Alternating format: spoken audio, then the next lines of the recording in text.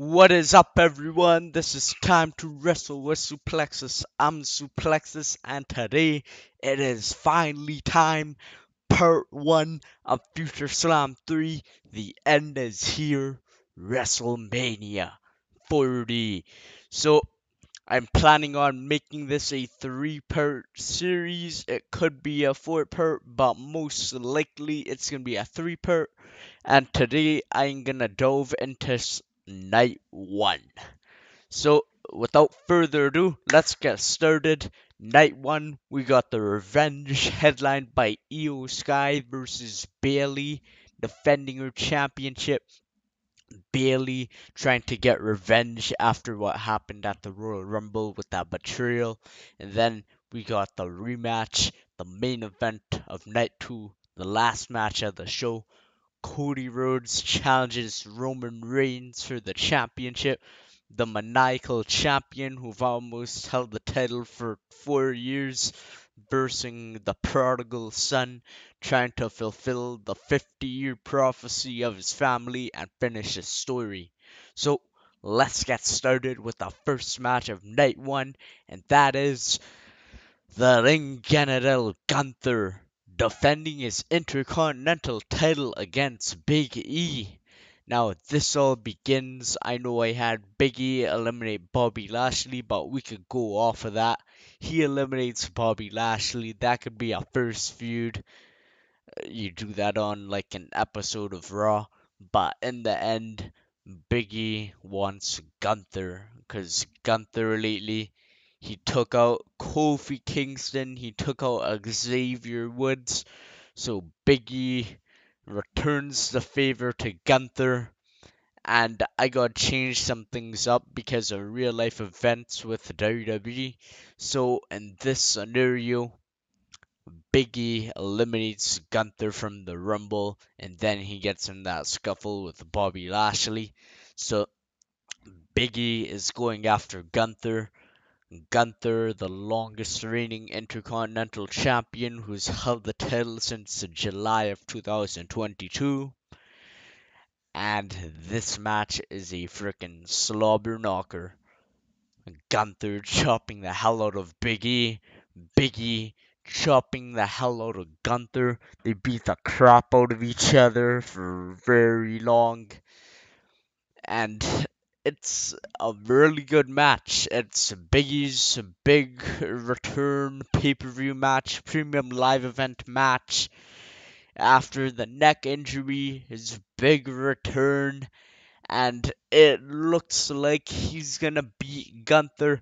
It looks like it's his night. He goes for the big ending, but his injury to his neck, he can't hold him up on his shoulder. He's too injured, and Gunther takes advantage of that throughout the match. However, the match ends when Biggie he puts Gunther on the top rope. He's going for a big ending, but Gunther slips out of it and he keeps battering him, battering him.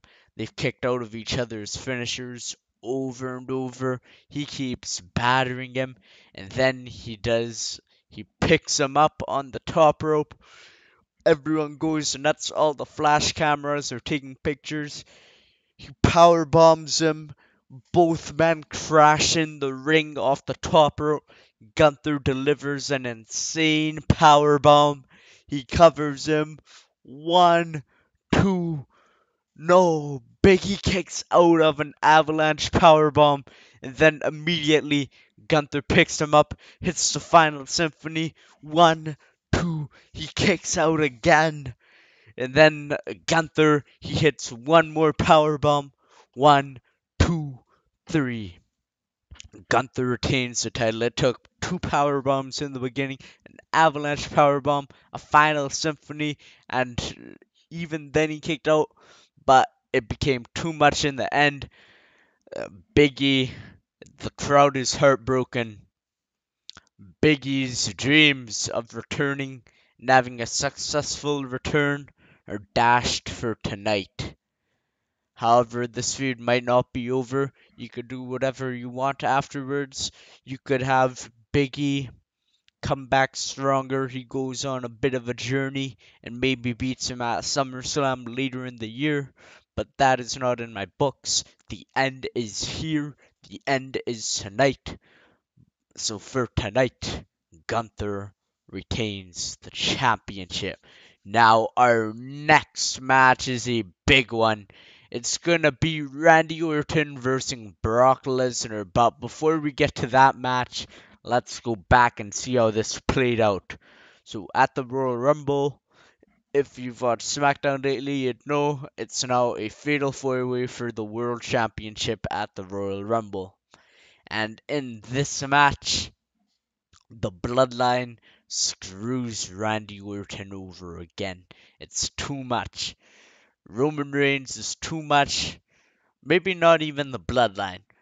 It might even just be the fact that there's three other guys in there who want to win, but Randy Orton does not get pinned. AJ goes for a forearm on him, but Roman catches AJ with the forearm, and then he spears Randy right away, and then pins AJ Styles after hitting a spear in midair on him. And 1, 2, 3, he retains. Now, earlier in the night, if you watched the video I made, I would have Cody Rhodes win the Royal Rumble, last eliminating Finn Balor. Also, I gotta mention, so things have changed up lately, so I'll explain which things I'm gonna keep that happened in my booking, but the creative has changed, so I gotta change with it. But anyways, back to the story. Cody Rhodes is going to WrestleMania.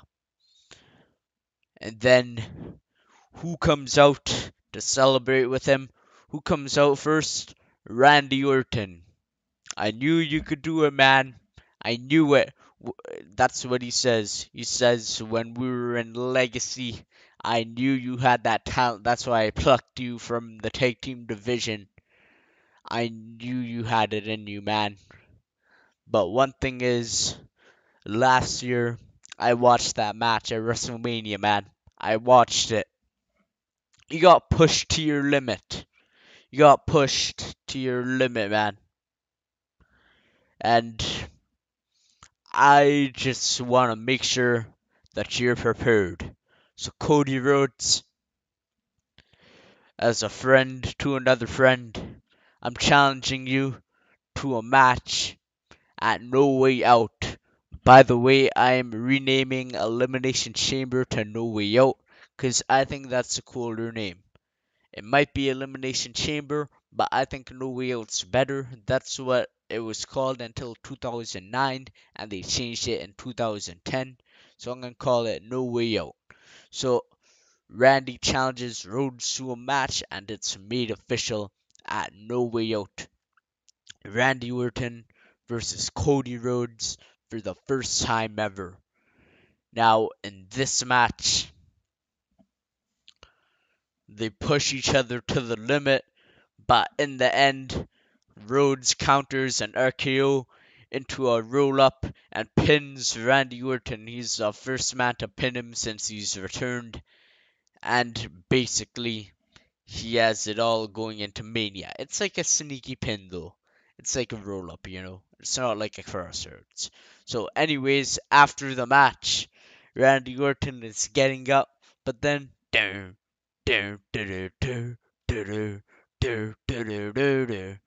Brock Lesnar makes his way down, and in this universe, maybe he doesn't return because he's not fighting Gunther anymore because of the New Day story. So Brock Lesnar makes his return. He comes down and F5s the crap out of Randy Orton. And nobody knows why he did this. Nobody knows why. And then he comes out the next night and he said, "Hey, Randy Orton, this is the thing, man. I'm the gatekeeper. I'm the gatekeeper to Roman Reigns. If you haven't gotten the memo yet, I'm the gatekeeper. You want to fight him, you go through me. And this is the truth, man. You are not ready to be a world champion.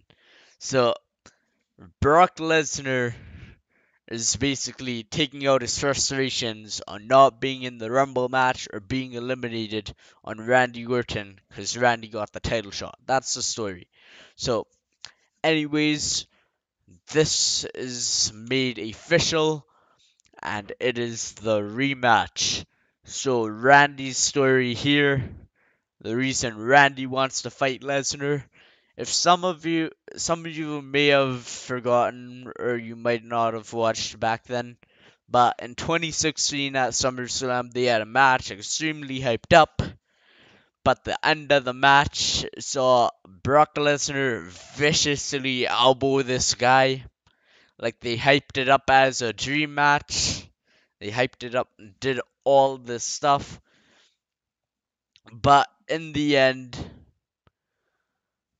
basically Brock Lesnar knocked him out, and it was a very disappointing match.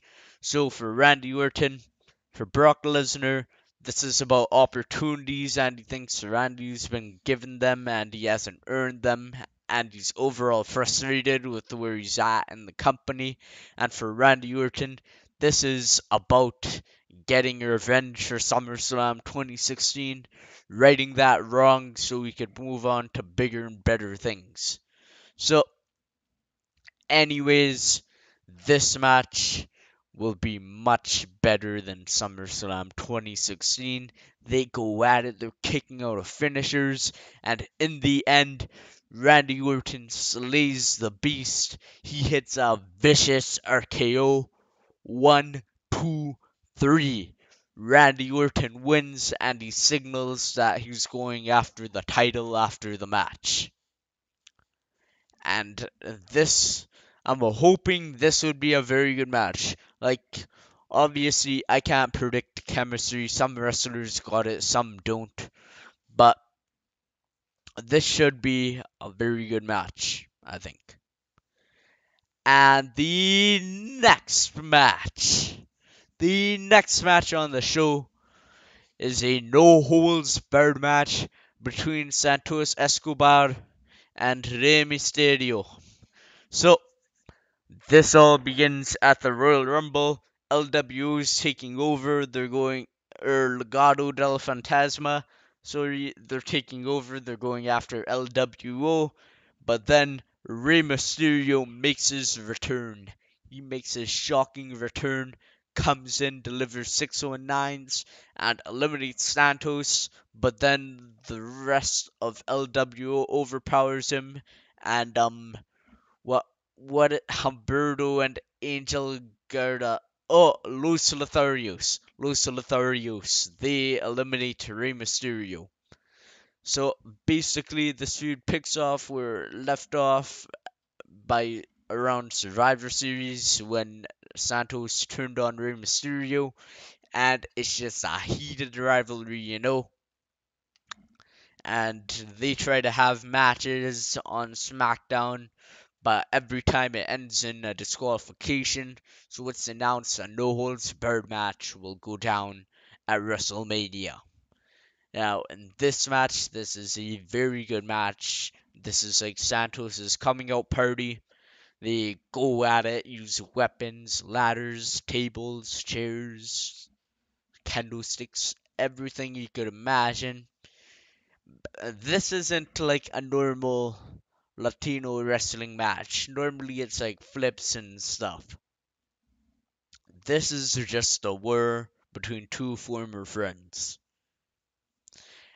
And in the end of the match, Santos, he hits the Phantom Driver through a table. Ray still kicks out.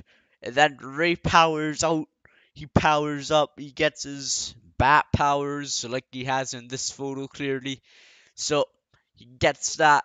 He kicks him into the ropes. He's in position for the 619. He's calling for it. It's time for San Diego's code to get hit on Santos Escobar. He's going for it.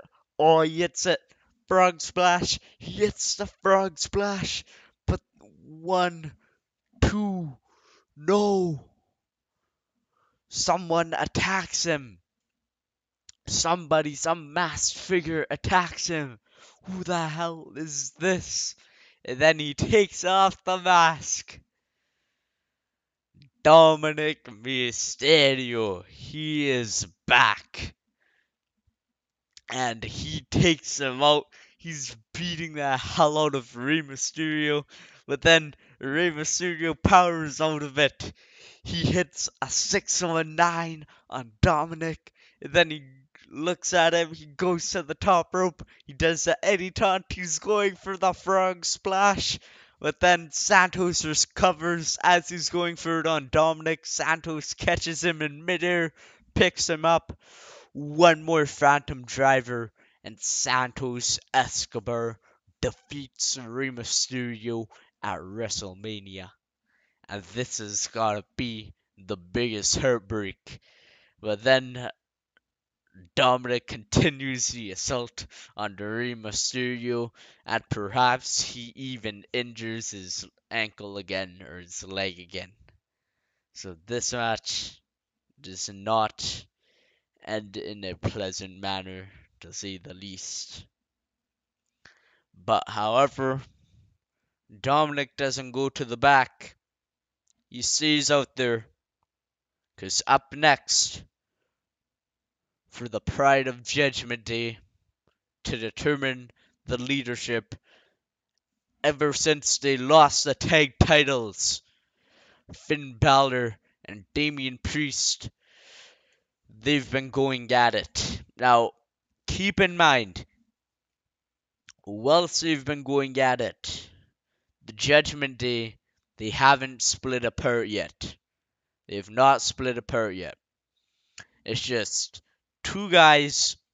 They've been at each other's necks ever since the Rumble. Remember, Damian Priest costed him that match. We could still have the contract thing where he throws in the contract, Finn hesitates, and gets eliminated by Cody Rhodes.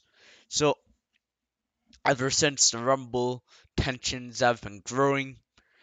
And basically, like, they lose the tag titles very soon after because one of them walks out on the other.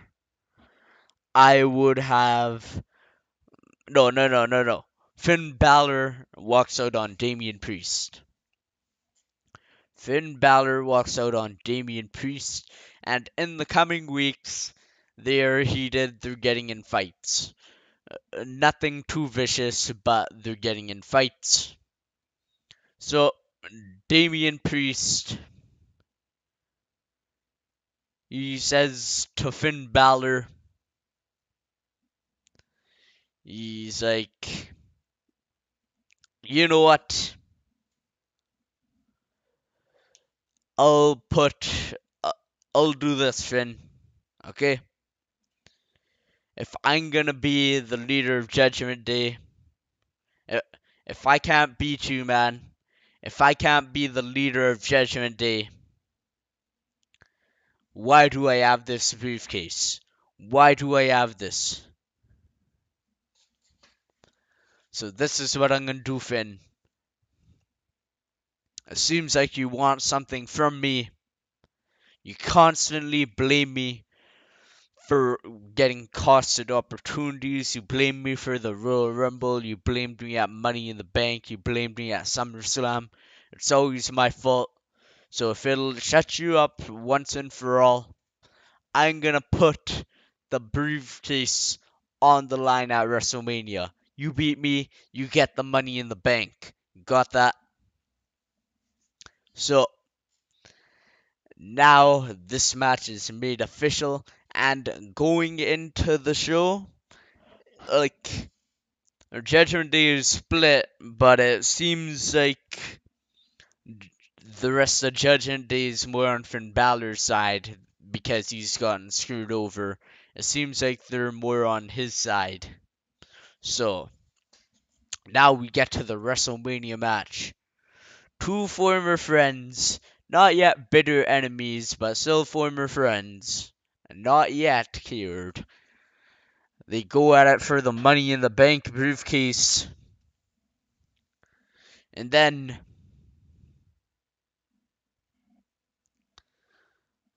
Dominic. So at the end of the match, this is how I do it. The ref goes out, there's a ref bump, they're having an amazing match, I'd say. This is where the high flying happens, thanks to Finn Balor. This is where the high flying goes down. But the ref gets knocked out, and Finn Balor wants the briefcase. The rest of Judgment Day, they're asking Dominic what he's doing.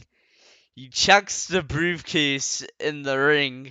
He tries to pass it to Finn Balor. It seems like he's trying to pass it to Finn Balor, but he pushes it in the ring a bit too far, you know. He pushes it a bit too far. And Damian Priest gets the briefcase. Now it's the opposite, because normally Finn Balor has the briefcase. So he looks at it, he looks at Finn, he runs at him to hit him, but then Finn counters, the ref recovers, the ref gets up by now, Finn counters, shotgun dropkick into the turnbuckle, and a coup de grace seals the deal. We have a new Mr. Money in the Bank, and it is Finn Balor. Now, the Judgment Day, though, they, they are still lurking around. They want to stay by ringside, okay? And this is why. Because the following contest with Finn Balor as the new Mr. Money in the Bank, the following contest is for the World Heavyweight Championship. But before we get to what the match is actually, let's see how we got there. So, as if you watched that video, you'd know Cody Rhodes won the Royal Rumble match, as I've mentioned already, I guess. And there has to be a new number one contender for Seth Rollins and his World Heavyweight Championship.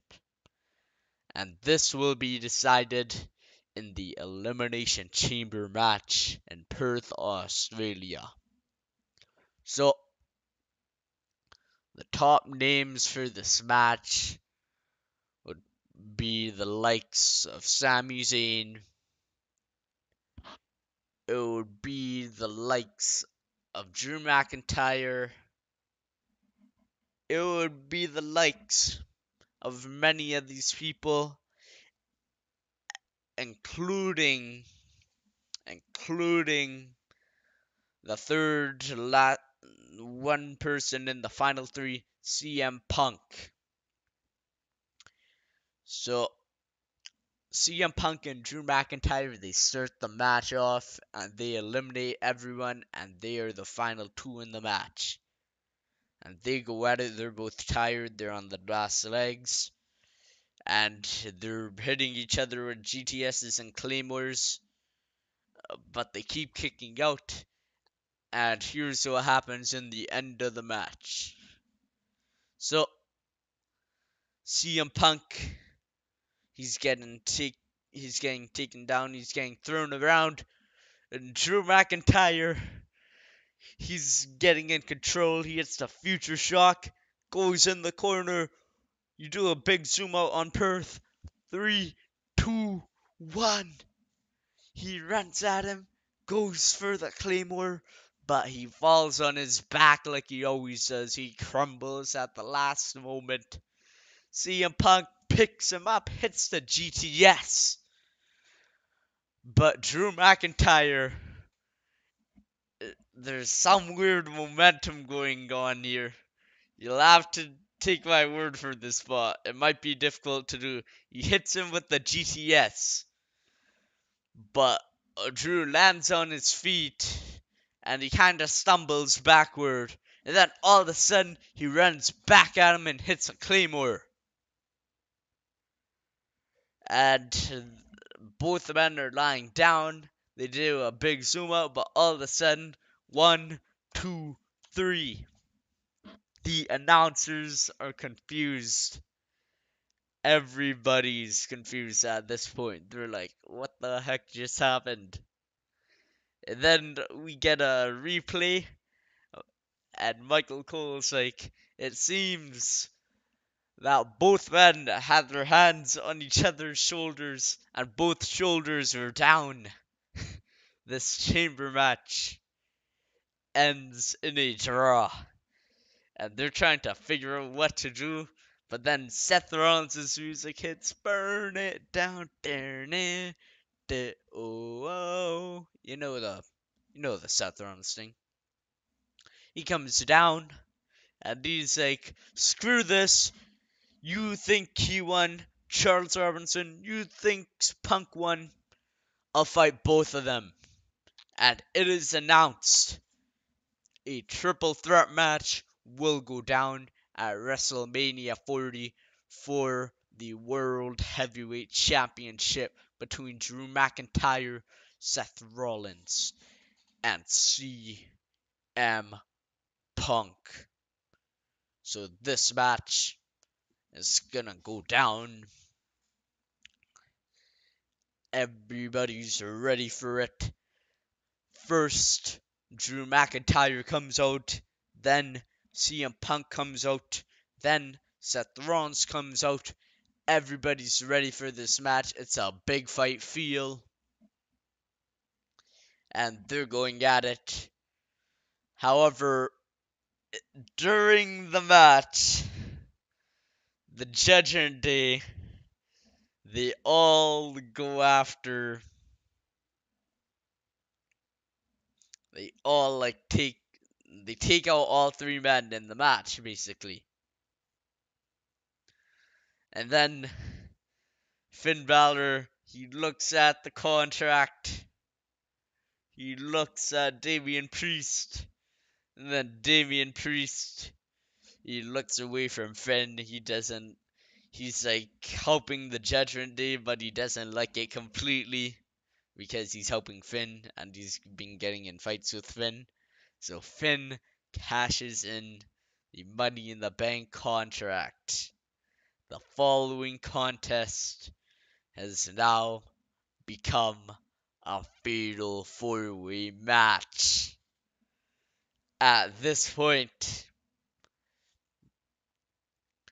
Finn Balor gets involved, and Seth Rollins, he has hit curb stomps on Drew and Punk. They're both out the ring. He goes in there and he beats the hell out of Seth Rollins, and he's talking all this crap to him. He's like, "You took everything from me.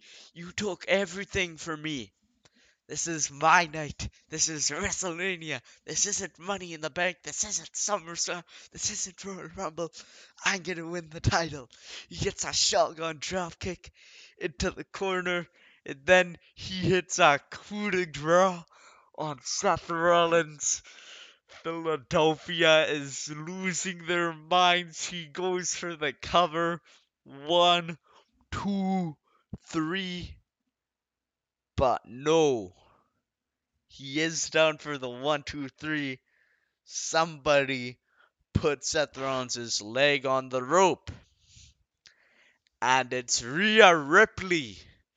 Finn Balor looks at her like he's seeing a ghost. And then all of a sudden, everyone in Judgment Day jumps Finn Balor. What the hell is going on? And then the commentators trace it back when Dominic threw the Money in the Bank in the ring. He might have thrown it really far, but he wasn't doing that by accident. That was on purpose. He was trying to help Damian Priest keep the briefcase. He was trying to help him. They're playing Finn all along, but Finn still won that match, and now they beat the heck out of him, and they basically Finn gets stretchered out and they walk backstage. And now it's a three-way again. Like a crazy turn of events just happened. So Now it's back to a three-way, and Seth Rollins and Drew McIntyre both take out CM Punk. Maybe they hit a double shield power bomb on him through a table with two instead of three people. So that goes down,